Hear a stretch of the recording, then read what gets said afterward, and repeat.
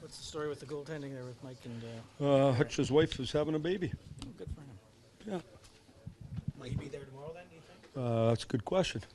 Yeah, obviously, being there for the birth of your child and supporting your wife is more important than hockey, and so he needs to look after the family part first. We know he's got people coming in to support and help out, but that's more important right now. And then, he'll be available as soon as he can be. What sort of update have you gotten on Sparks and the work that he's been doing with the goaltending? Well, he's just been doing the work. He's been given an opportunity to do the work, and he's doing the work. He's trying to be a real good pro and getting after it and wants to get his game back. Like establishing a forecheck, maybe getting a couple wingers below the dots and putting pressure and maintaining puck pressure. How will Boston make that challenging? What do you like about your team that might enable you to do so? Well, I just think, whichever team gets to spend more time in the offensive zone is then going to have better transition, and that's probably where you're really going to get hurt. So it'll be a priority for both teams to put some wear and tear on the other team's D and spend time in the offensive zone. So, I don't think there's a whole lot of secret about that. We just got to do a good job. You've got 2 Stanley Cup champions in here, but pretty much every one of your skaters, forwards, and defensemen have won something at some level, World Junior, World Championship. How important is that championship pedigree that they can build on going into the playoffs? Well, I think it's real important.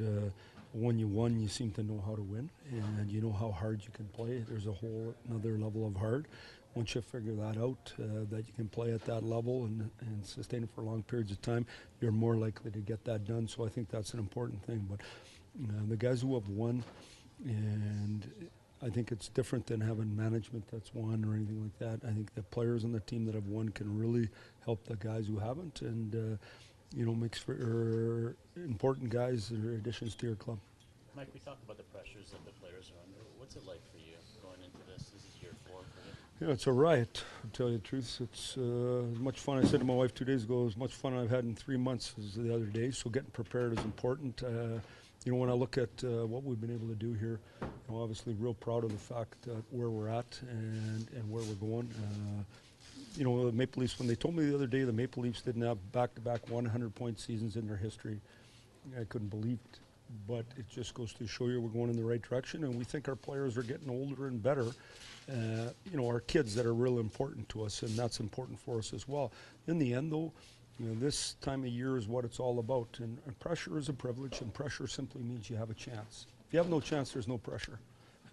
Much rather have a little duress for everybody, and I think that's where the fun's at. What do you get a sense that there's any concern that there were a few bumps in the second half of the season for you guys? There's always concerns, but what you do is you get up and you move on and try to get better. I actually think the bumps we had a period of time that didn't go good. Defensively, we had a period of time that didn't go good in the net, and we had a period of time that didn't score at best rate. But I think those are all good things for our team. Any way you look at it, and we can say whatever we want. When you look at it, we're a real good team in the NHL, and we're a team that's gotten better and better and better, and we're going in the right direction. You've used Ennis and Moore on that fourth line. How's Moore worked his way into that spot with Goat and Dan? Well, just real competitive without the puck, real strong on it, excellent details. And so we just think that he's helped out. He's a guy who can play in all situations if we need him, and we like what he's done for us. What do you like? How do you find the line between hard line matching and maybe letting the bench flow and let guys get into things? Yeah, that's a real good question. I think, in our situation now, it's a little bit different than it was just because we have 2 groups there and a third group that we're not as concerned about. I think it makes it easier for sure. I think at home, though, you can still do things without disrupting your flow. On the road, sometimes you can get in your own way. The guy who's leading is always in charge. So if you're chasing the game, it's harder. The other guy gets to do whatever he wants. If you're ahead in the game, you get to do what you want because he's got to get certain people on the ice. Coach, how does the energy on the ice change when guys like Buzzum and Hainsey step on and take a leadership role? Well, I just think in general, those guys are good leaders. They're good leaders on and off the ice, and they're committed to doing things right. They've had success, and they've won, and they know what it takes, and we talked about that already. I think that's important.